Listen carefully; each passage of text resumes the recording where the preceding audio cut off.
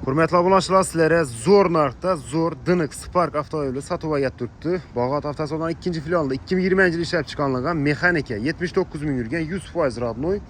Kuzovda umuman qirchiq, chiziq, sarafina defekt joylari yo'q. Mashinada yumshoq balon, metan gazi ustunovka qilingan. Kuzatamiz, obshipkalar toza, ideal holatda.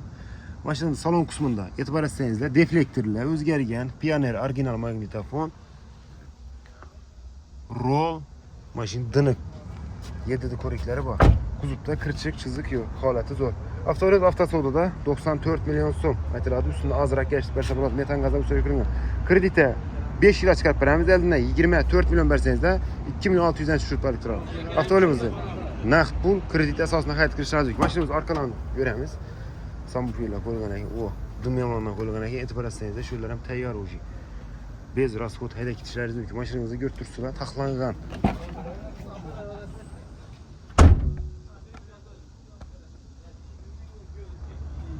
Yana do'stlar, sotuvda xudo xolasa Spark mexanika 94 million xarid qilish lozim. Spark xarid qilaman desangiz, Sparklar izi ko'p, vibr ko'p Sparklar.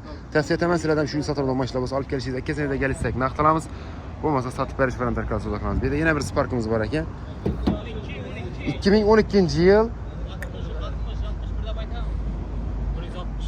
160 ming probeg yurgan avtomobilimizda diskalar, yumshoq baloni bilan, kraska nechi bunda? 59 million a? Tamam. 59 milyon musabeller naqd bo'lsa ko'rishingiz mumkin. Top toza 2012-yil Spark.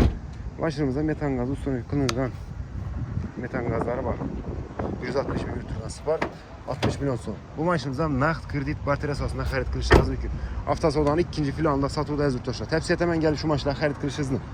Sizlardan yana bir marta aytib o'taman, shuni sotib olgan mashinalar bo'lsa olib kelishingiz, akkasingiz kelsak naqd qilamiz.